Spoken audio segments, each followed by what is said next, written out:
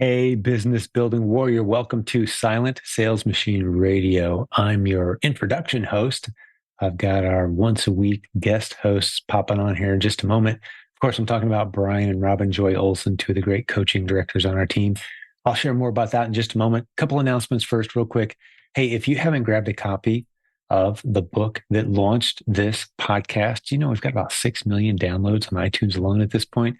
This podcast has been rocking since 2016. Actually, the only income my family and I have earned for coming up on 20, actually, it's more than 20 years now, has been e-commerce. And there was a book that I wrote a long time ago, 20 plus years ago, called Silent Sales Machine. Well, I've updated it multiple times. The latest update is completely free to you if you send a text to this phone number. Ready? 507 800 0090. That's the phone number if you live in North America. There's a link in the show notes. If you don't live in North America, you can get it by email as well from anywhere in the world. We'd love to get it into your hands completely free. It has over 1,100 five-star reviews on Amazon, the previous version, but I've updated it. It's ready for you. I'd love to get it into your hands. It's going to help you make a good decision about your e-commerce future, what opportunities are available to you. How is it that we've been able to generate hundreds of incredible podcast episodes on this very show from our successful students over the years? About 1,900 tagged success posts in our free Facebook group. There's a link to that at silentjimdotcom if you haven't been in there. How are we able to generate all those success stories and sustain for so many years? We've got the longest running e-commerce event in the world. TheProvenConference.com has details on that. It's in its 12th year. Well, the book reveals the secrets of our success. What are your next best steps for your business, for your family, for you in e-commerce? Where does e-commerce fit into the picture? What models should you be considering based on your unique position, skills, education, background, knowledge, motivation? What's out there? Let's talk about it. That's the Silent Sales Machine book. That's what it's about, your success in e-commerce. So go grab your free copy. Enjoy going through the lessons. This is 20 plus years of wisdom, not just mine, but we've got a team of 100 of us. Like I mentioned, Brian and Robin Joy, who I'll bring on in just a moment, they're a couple of the coaches, the great coaches on our team. They actually lead a team of coaches. We've got a handful of teams we've broke our 60 coaches into. All of our coaches are wildly successful doing the stuff we teach on this podcast. And they've got a teacher's heart. That's how we filled our coaching team. So I've learned from them. Those lessons are in this book. Go grab a copy. You'll love it. SilentSalesMachine.com has details on the book, but there's no need to pay for it. You can get it for free.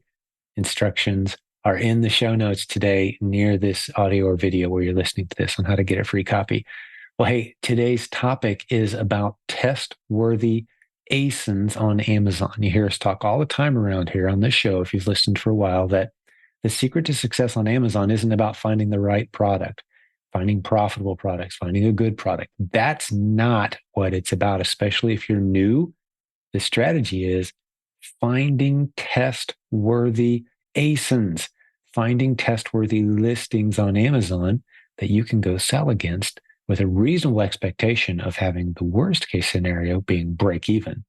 Best case scenario, hey, you've made some great profit. We teach you how to find those great test-worthy ASINs as the entry gate into the much broader scope of possibilities on Amazon. There's dozens of ways to make money on Amazon, but the starting point for about 95% of all the students who come to us and buy the Proven Amazon course, which is the starting point for the vast majority of the success stories in our community, that's where they started. That course, they started with the same module, which is one of the dozens of modules inside that course, which is called the repins model. And that's what we're talking about today. That's what the vast majority of our success stories that you've heard on this show are talking about at the beginning of their journey. The repins model, helping fill the underserved shelf space at Amazon, finding those underserved ASINs. How do you do it? Well, that's what we're going to dive in today with Brian and Robin Joy. Enjoy this episode. Hey, if you enjoy our feedback and you've never left us a review on iTunes or you've never subscribed, man, we love subscribers. That helps us spread the word. Did you know we have a $0 marketing budget for this show? And when you subscribe or when you leave a review or when you send the link, silentjim.com link to a friend in an email, you're helping us spread the word. You're helping us keep our marketing budget at $0. We have very low price courses and content, and a lot of our stuff is completely free. We have many success stories from students who say they never bought anything from us. They just consumed our content. Hey, if you appreciate that and you've never left us a review or shared the link with someone, please help us spread the word. Help us keep our marketing budget at $0. We love having it there. All right, let's jump into the content. Enjoy your time with Brian and Robin Joy Olson. Welcome back to Silent Sales Machine Radio. We are your co-hosts. I'm Brian. And I'm Robin Joy. And this is Coach's Corner. Hi, everybody. We recently did a workshop in Salt Lake City about 2.5 weeks ago. Yeah. And mid-September. Yeah, we worked with a group of people who had historically struggled to identify test-worthy ASINs. Mm-hmm.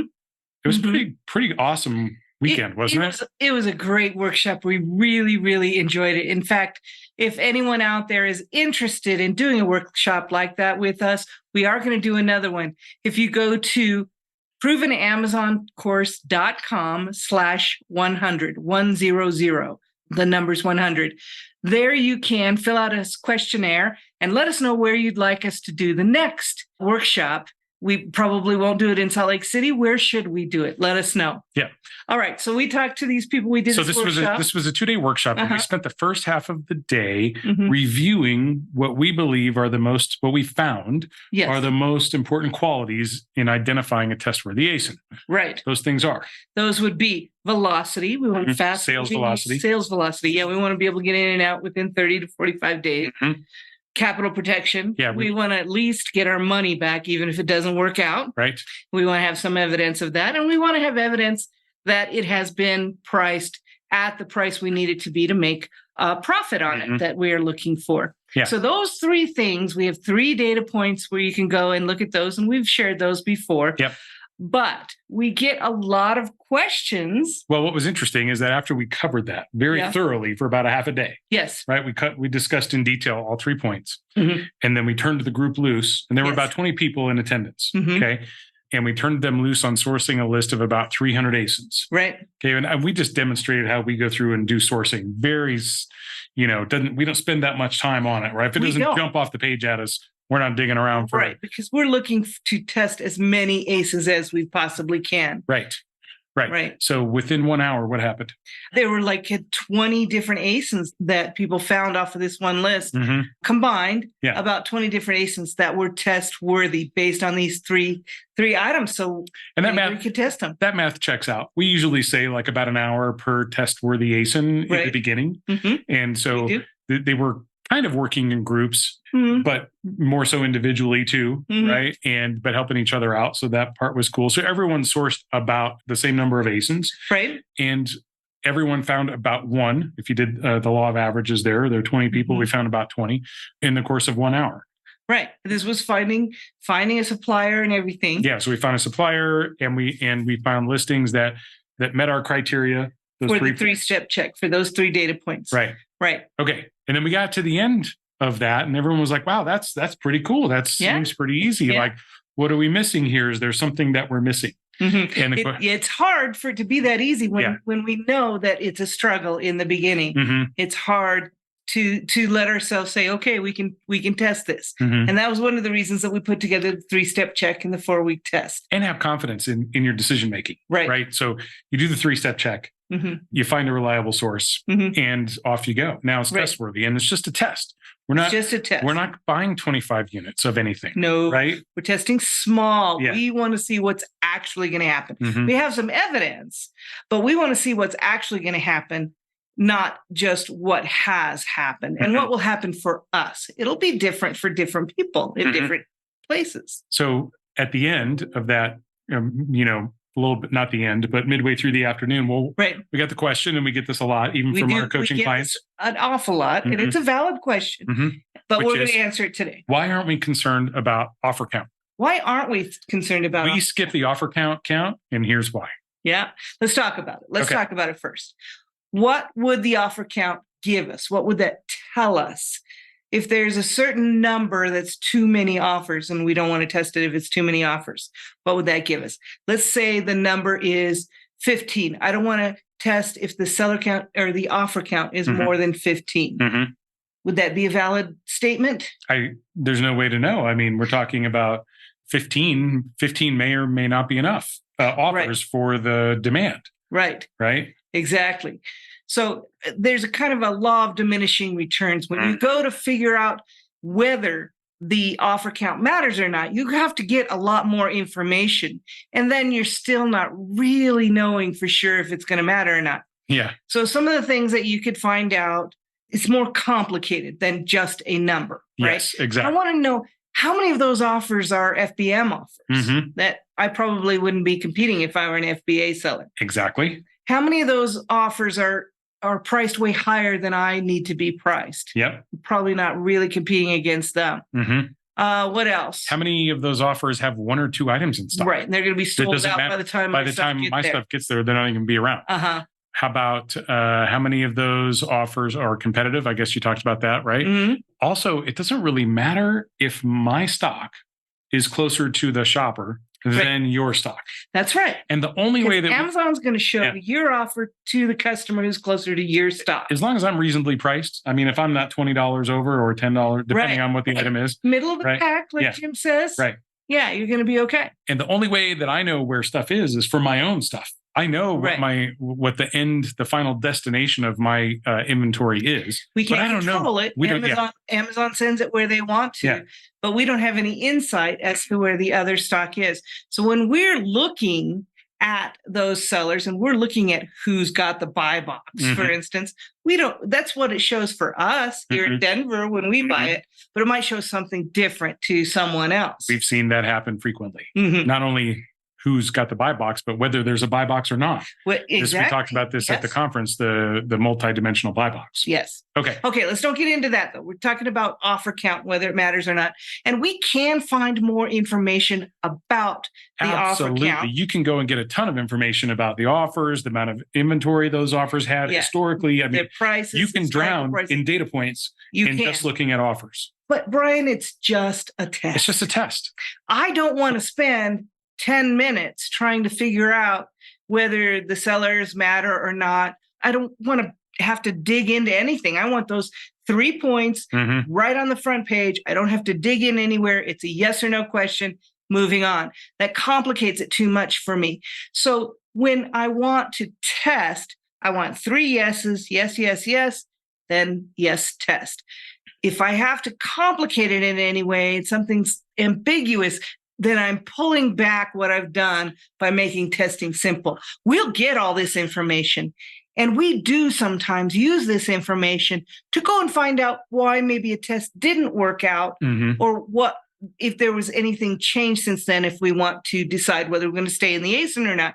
Then we might put a little more effort into it after we've tested it. But testing is the first step. We need to know more information about that ASIN. And there is some justification once you've tested it, and this is an item that you are going to regularly replenish. It goes on your replens list. That if you wanted to keep a month's worth of inventory in stock, there's some formula that you can probably work out and look it up in the Facebook group to determine what that is based on the number of competitive offers and the amount of inventory and blah, blah, blah, blah, blah. And still you'd have to test how much you could sell in a month. Really, the reality is going to be what your experience is. Yes. And in the beginning, we don't need to know how many of these we can sell a month. We're just doing a test. It's just a test. Yeah. Let the test be a test. Yeah. Tests can go well. Tests can go not so well. We've protected our capital. We know we're going to be able to make a decision quickly because there's velocity there. Those are the important things. Find those ASINs and get them tested, as many as you can, because there's so much more value besides just building a replens list. There's so much more value to testing. What does it do for us, Brian? It gives us the cycles, the understanding, the ability to recognize the patterns in the different ASINs and the different Keepa charts that we will need experience to understand. It gives us reps, gives us laps on the track. It gives us the number of plays, the number, whatever it is, the reps that we need. Exactly. Right? And the simpler we keep that testing strategy, the easier it is to have someone else do that task for us. And this is just it. You're not going to get hurt. Right. We put these parameters in place to ensure, there are no guarantees. but to put all the evidence in our favor, so that when we are doing a test, that we're going to come out of this unscathed. Right. And so that's why we recommend to test more than one at a time. We actually recommend to test 5 tests every week. 5 tests every week, at least until you have about 100 ASINs or $10,000 to $15,000 a month in sales. Because if one doesn't do well and you do lose money on it, maybe you'll lose a little bit on that trying to get out of it in time, that you'll have others that do make more money and make up for that. So you're still not losing and you're getting so much information. Yeah. And one of the biggest things is this whole ungating issue, which people are having a harder and harder time, I found, getting ungated, forcing the ungating with the invoice and all of that. But Amazon will lift those restrictions after you have some time in sales and consistency, that Amazon will start lifting those restrictions. And they don't know whether you made any money or not. You could have broken even the whole time for 6 months, and all of a sudden all these restrictions are lifted. You have a whole new place to search now, and you've only been in it for 4 or 5 months. Yeah. Right. And yeah, I mean, you bring up a good point here around just getting the reps. Yeah. And breaking even, getting the experience. I mean, in our experience, you're going to make money in this process too. Yes. But just a point of caution, like don't go buy 25, 40 or 75 units. Test small. Test small. There's so much that you don't know until you test. Now, that being said, yes, there's one exception to the offer count. There is one exception. That I would say when you see it, you'll know it. Right. Right off. And if you missed it, you'll probably be You'll fine. never miss it again. Well, I'm not worried about people missing it if you're testing more than one item at a time. Yeah. But one place, let's just tell where we do look if we see this one thing. Yeah. And that's a big spike. Offer count as a number by itself doesn't mean anything. Offer count as a trend can mean a lot. And this is where we see a spike in offer count. And this is indicative of the demand is not keeping up with the supply. Right. And those are the ones you want to avoid. That's the classic, V shape that comes in when it's like, the price is the offer count's going up, and that's putting pressure on the price, which is going down. Yeah. Now, is this a bad thing? Is that ASIN never going to be a good ASIN again? Absolutely not. Not necessarily. It may have happened before. It's only if it's happening now that we even would get concerned about it. Pump the brakes on that a little bit. Come back and check on it in a few weeks. Yeah. Check in 6 weeks. Yeah. See if that hasn't leveled off. It may be a new normal, but if it's found it's normal and it's still test worthy, go ahead and test that. Yeah. Love it. Yeah. So, okay. All right. So that's why we don't put a whole lot of stock in offer count when we're testing. Yeah. When we're testing. When we're making a testing decision. Yeah. Yes. So there are frequently questions about business operations in the Facebook group. And I took a few minutes to outline a couple of different things I want to chat about today. Okay. One of them is your ASIN level expenses and your associated ASIN level profitability. And then there's your business level expenses and then your ultimate net profit for your business. Okay. Also, these are also a place of confusion at first when I have people in the Kickstart a lot of times have these kind of questions. Yeah, so and not meaning to be overwhelming. Everything that Amazon charges you for, they give you a record of. And so it just kind of helps to know where to classify these things in your business. So I like to call them ASIN level expenses versus business level expenses. ASIN level expenses, good examples of this. And I'm not sure I've captured them all, but captured most of them here. First and foremost is going to be your cost of goods, right? Right. What does it cost me to buy that item? That's usually your largest expense. Yes. Okay. Any supplies related to that item to prep it. So bubble wrap, poly bags, boxes, stickers, labels, whatever you want to count there. Yeah, exactly. Or if you're using a prep center, whatever their per item fee is, that's also an ASIN level expense. Right. Your inbound transportation. I love to make sure that I'm accounting for inbound transportation at an ASIN level. So when you say inbound transportation, you're talking about the transportation to get it from me or my prep center to Amazon's warehouse. Yep. Okay. Yep. When you first explained this to me before I was involved in the business, I was very confused about what inbound transportation was. So that's why I want to clarify. And this could be, if you were doing FBM, this is actually what you pay to send it to the customer, not to send it to FBA. So that's somewhat interchangeable as an ASIN level expense. Okay. Then the second biggest chunk usually is the combination of referral and FBA fees. Right. The referral fee is based on, it's a percentage of the price that you sell it for when it sells. These fees are charged at the time of sale. Yep. Right? Yep. Taken out of the proceeds. Okay, so the referral fee, it's different for different categories, but it's a percentage of the sales price. And that's what we pay Amazon for the privilege of using the platform. Exactly. Right? Basically, they've gotten all the eyeballs to the listings. They handle all of the customer service. Customer service is handled in the FBA. Oh, FBA. Okay. Right. But they handle all of the mechanics of that. Sure. You know, they receive all of the packages and they have the platform on a servers and, you know, things like that. They manage all of that information. So we pay a referral fee on the sales price. That's a percentage of the sale price. And then the FBA fee, like you said, is that covers Amazon doing the customer service. If some customer has a problem, they want to call in, they're going to talk to Amazon. I don't have to talk to them. It's based on size and weight, basically, because it covers also the transportation from Amazon's warehouse to the customer. So they base that fee on size and weight. Okay, moving along. But we digress. I might have gone too far deep into that, but all right. Then you'll also have associated storage fees. And Amazon will give you a report that says, here's how much you paid in storage for each ASIN every month. You can track that back or tag that back to the ASIN level expense. If you've got a pay-per-click campaign, so if you got a 5 cent, what we call a 5 cent campaign, but really your lowest of the low-hanging fruit pay-per-click that generally performs very well for you, especially in Q4. Not everybody has that. Not everybody needs that. Amazon didn't used to provide the level of detail that they do today. And you can look at this at your SKU level, your SKU economics. You can see the pay-per-click. There's so much more information in that. Yeah, you get your inbound transportation, your pay-per-click, you know, your everything that's associated there. Returns and refunds, plus any associated fees with those returns and refunds, can also be attributed to an ASIN. So if you're selling a pair of shoes that just keeps getting returned and returned and returned and resold and resold, then that is, you know, all the expenses associated with that return and reselling you need to account for at that ASIN. And there's also restocking fees when the customer returns it that Amazon's going to charge you for, and refund administration that Amazon's going to charge you for. So now these are all small pieces. They are pennies, right? I mean, this is not something we think about a lot when we're trying to do, but ASIN level expenses. And then the final one that I had on the list here is any removal order fees. So if you sent in, let's say that you were past your test and you had sent in 20, you sold 15 and you ended up recalling 5. Whatever the expenses were to recall those 5 needs to go at your ASIN level expense. Okay.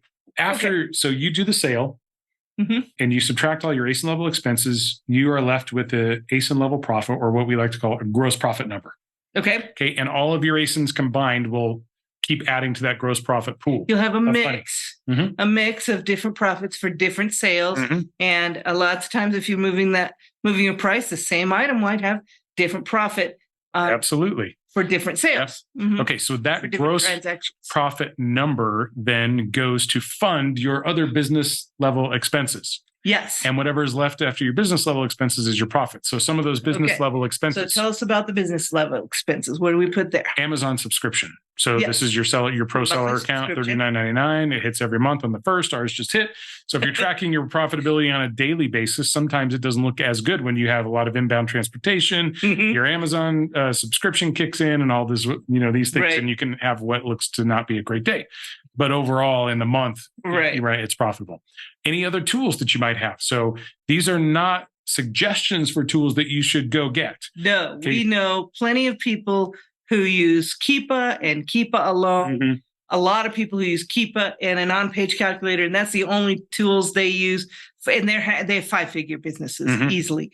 So we're not suggesting that you go buy tools if your business can't afford it. But these are examples of some of the tools that we have and that some of our other clients use, to include Inventory Lab, a repricer, if you're using a repricer, a VA, Okay, make If sure you're you're using including VA. your VA expenses if you're using them. If you have other subscriptions to like Replen Dashboard, make sure you account for your Keepa subscription as well. Right. And you can do this, you can break, like attribute this to a month, even though you were paying for the year if you get an annual subscription. Divide it out. Same thing with all these tools. You might want to talk to your accountant about how to do that. If you're using an on-page calculator like Seller, like AZ Insight or Rev Seller, either one of those or Seller Amp or whatever the latest and greatest is there. And if you're they're using all pretty comparable. A tool like Seller Board, that's also another thing that I would put into my business level expense, not an ASIN level expense. Right. Love Seller Board, by the way. Yes. Dig into that every day. Yes. And then some other high level expenses, your legal expenses, if you subscribe to Jeff Schick or other, your insurance expenses. So you should have insurance when you start your business. You are required to prove it to Amazon when you break 5 figures. Yeah, I think 10,000 is when they ask you for it. Yep. Of course, that could change at any time as well. And then if you subscribe to any leads lists, you want to include those in your business expenses as well. So, and there may be others. And there may be other things that are a part of your business. Could be rent on your warehouse, any additional subcontractors who are doing work for you. All these things are your business level expense. So you take the gross profit from all of your ASINs, pay your business level expenses, and what's left is your net profit. Right. Okay. Work with your accountant, CPA, bookkeeping professional to make sure you've got a good handle on this stuff. So the reason we bring that up, though, is because if we're saying 20% ROI, which is where we usually start people who are building their replens list, because they don't have a whole lot of number of items being sold because they're just starting out. They don't have a whole list of ASINs to replenish. They need to get about 20% ROI to cover some of those initial monthly bills, right? So 20% ROI over the course of 6 to 9 times a year. 6 to 9 times a year. That's a pretty good return on investment. I don't know of any investment that's better than that. Not your normal passive investment. No, definitely not. And I don't know of any that cover expenses right away. Usually those are right out of the pocket. And they may be for your first month or two, but very quickly you can start covering those expenses if you start sending in those tests and building that replens list. So it's really a good deal. And we want you to try to cover your expenses as well, which is why we don't recommend that you go too deep into these other tools or even some of these that we've mentioned until you're ready. Until the business can support it. Yeah. I mean, there's no sense in having a big negative number at the end of your month. Right. But that's kind of the beauty of this business is when you're doing a replens business, one of the reasons we call it low risk, low investment, and high chance for success. And it's a chance for quick success as well, comparatively speaking. One of the reasons we say that is because you don't need a whole lot of tools to get it started, and you can grow with your business as far as these things, tools and people to help you out and different services that you can use. You can grow with your business and only add those when you want them, when you need them, when your business can support them. That's one of the great things about the replens model. I love it. Well, the low, high obviously works really well. And in spite of all the different ASIN level expenses and business level expenses that we were talking about, these are actually the problems to have.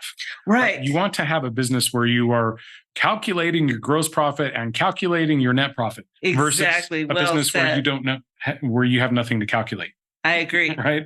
And when we say 20%, that's the bare minimum. What we find at an ASIN level is that most people are averaging 40, 50, 60% ROI on their entire book of business. Yes. Okay. 20. And you will, as you're looking for those that are at least 20%, you'll find many that are 30, 40, 50% potential. Because guess what happens? In the beginning, we've talked about this. Everything must be hard before it can become easy. Yes, we have. You are in learning mode. And so you don't necessarily understand all aspects of things. And that's okay. You can get in when you're in the game. Then you learn much better.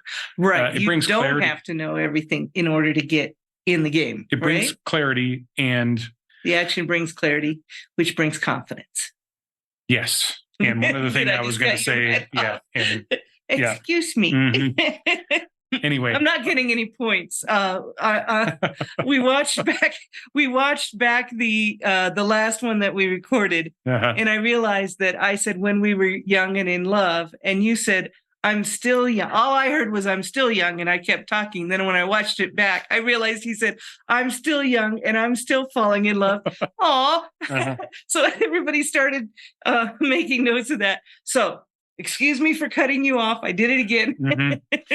Yeah, no, the point there is just these are good problems to have. Mm-hmm. And when we say 20%, that's the minimum.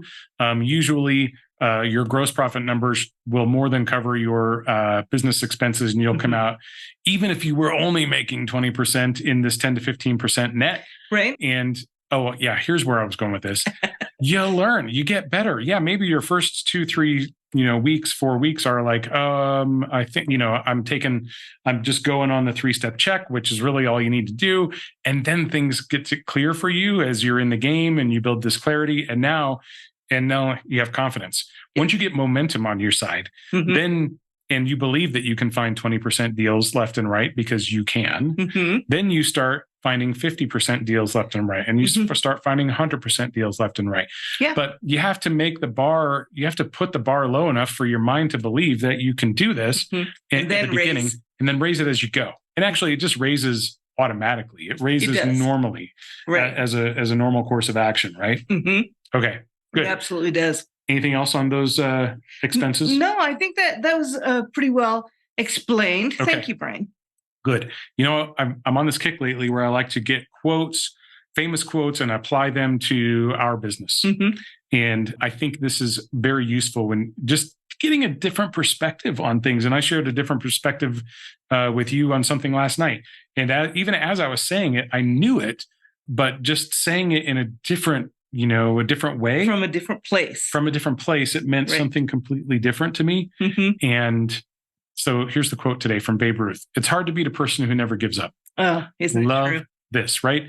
You are not a failure until you quit. And you're not going to beat me. Don't quit. Because I'm not giving up. I'm not going to give up. You shouldn't give up either. Yep. Get what you want. Don't give up. You know what solves that problem? More ASINs. More ASINs. Go test it. Let's go get some more ASINs. Test. All right. Thanks, everyone. Talk to you soon. Thank you. Bye-bye. Hey, so thanks for hanging out with us today on Silent Sales Machine Radio. Before I let you go, I've got my good friend Jeff Schick hanging out. He's our policy and legal expert, all things Amazon, and he's always involved in some interesting situations with sellers, many of whom are from our community who use his services. They've got him on retainer, and we'll stick a link in the show notes to jeffschick.com for more info. But what do you have for us today, Jeff? We have an interesting case hot off the press. And it's actually a real case, so real legal case. So it's just a nice reminder for sellers when you receive cease and desist letters, they can be serious. So depending on the brand, some brands will engage in litigation. So it's always a good reminder that you want to review those letters, make sure you understand what your risk is, and act appropriately.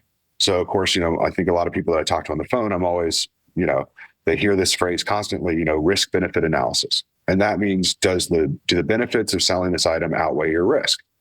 And so it's just a nice, just a reminder for sellers that, a lot of people will have this thing where they'll say, oh, you got a cease and desist letter? That's great for starting a fire. Well, maybe it's good for starting a fire, but that should only be after you've read it and talked to somebody who understands it to know what your legal exposure is, because some of them are baseless. And some of them have real risk, and it usually comes down to how much you're selling. Because, if you're just a 3 to 5 off seller, probably lower risk.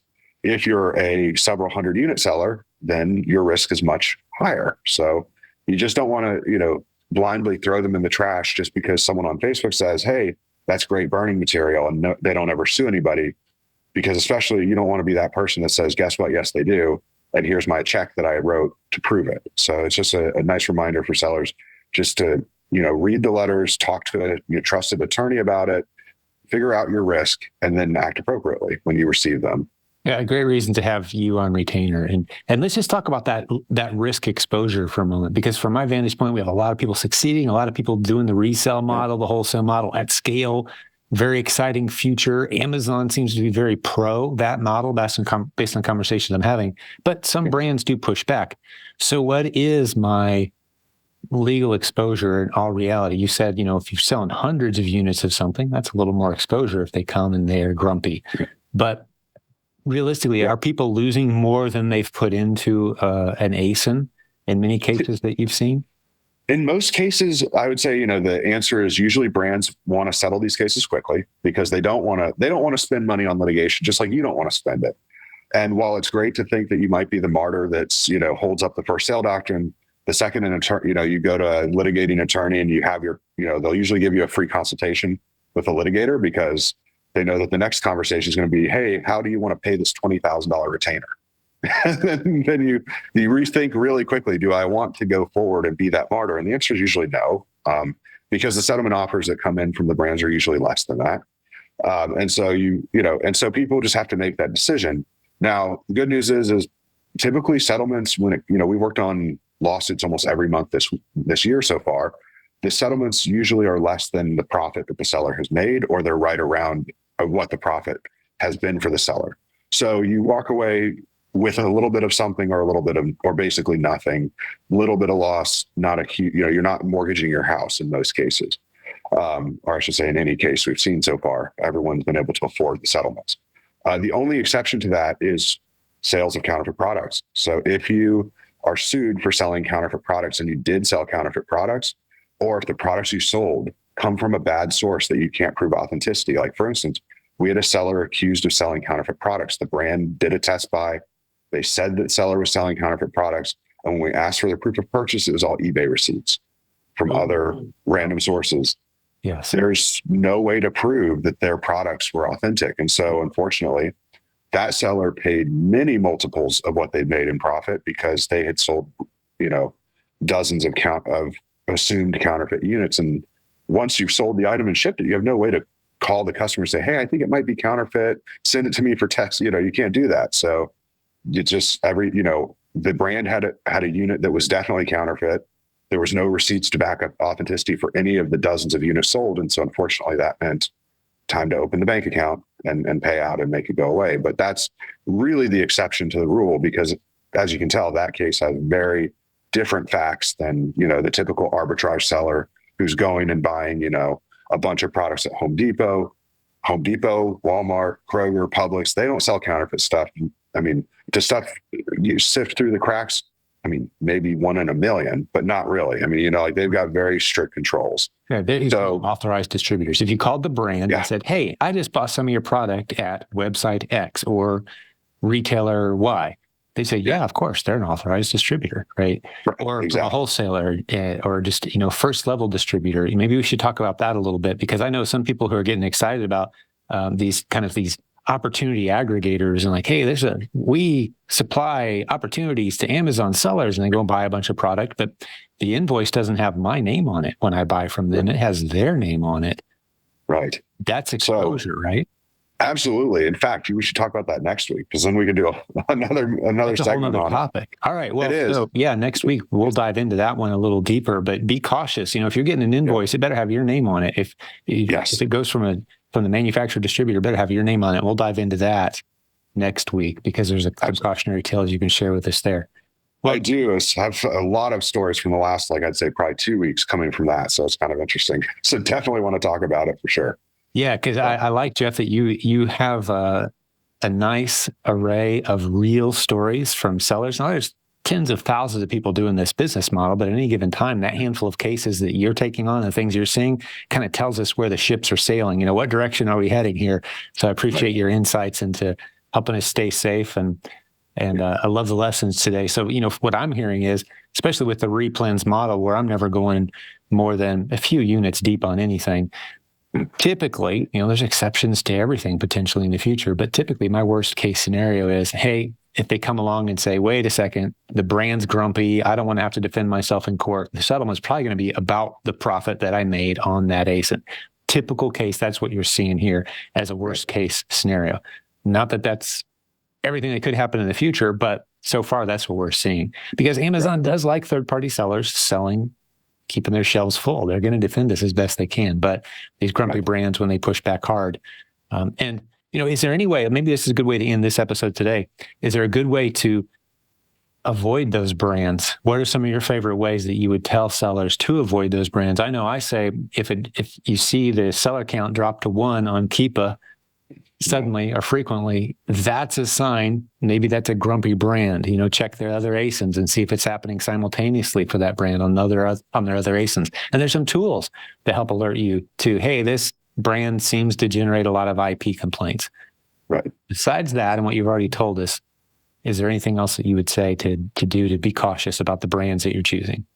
So I'd say the only downside with cease and desist letters, for instance, and like the lawsuits that have happened is that so far we've only seen a handful of lawsuits that weren't, preceded by a cease and desist letter. So you had that notice that there's a cease and desist letter, usually multiple. Like some people reported receiving 7 to 10 cease and desist letters. Some people received just 1. So there's no magic number, but usually there's some notice. And so that's why I always tell people, talk with an attorney first before when you receive that letter. For instance, there's a law firm in Chicago that when we see their letters, we know that they're going to file a lawsuit as the next step because they only send 1. It's a warning shot, and then they just go to court because they've realized that it's more cost effective to use the stock template of a lawsuit that they use just over and over again and pay the $500 filing fee and have a sheriff show up at your door and then say, welcome to Chicago District Court. That's their thing. So when we see those letters, we tell our clients, hey, hold on, put on the brakes, probably not worth it, but great news is we can work with that law firm. They will give you time to sell through your products, make this go there so you don't end up in court. It's better to sell off your units and stop selling than to get sued and you're going to be forced to stop selling anyway. As long as you don't just ignore these letters entirely as your strategy, right? There's multiple ways to mitigate this risk. Exactly. And like there's another law firm we know that files IP claims. So when we see letters from him, I immediately tell sellers, hey, guess what? Unfortunately, he files IP claims on Amazon. Because it comes from a lawyer, Amazon tends to suspend people while they investigate because they just, it came from a law firm. They don't want to mess around with it just in case there's something real. So we always give sellers that insight. So, and then of course there's the infamous, letter writers that send tons of letters out, but they do occasionally sue. So we just have to watch out for it. We've been building a little database internally of the brands that do sue and so forth. And, we've got that working relationship with them. So, rely on us, at least if you're one of our clients, when you get the letters, talk to me, talk to Lewis, and let us, work through it with you.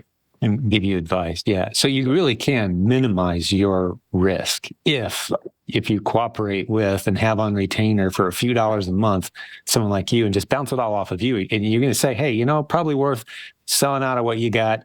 Let's move away from that brand. And that's the beauty of so many people who are in the repins model is we're finding new ASINs constantly. If we have to drop a few, we move on with our life and we minimize our risks that way.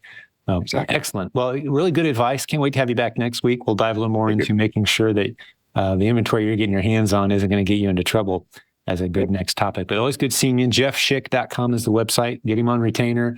That's who we use. Some of the leaders on our team are using his services as well. And we'll have you back again next time. All right, Jeff? Thank you. Sounds good. Thanks, buddy. Talk to you then. Bye.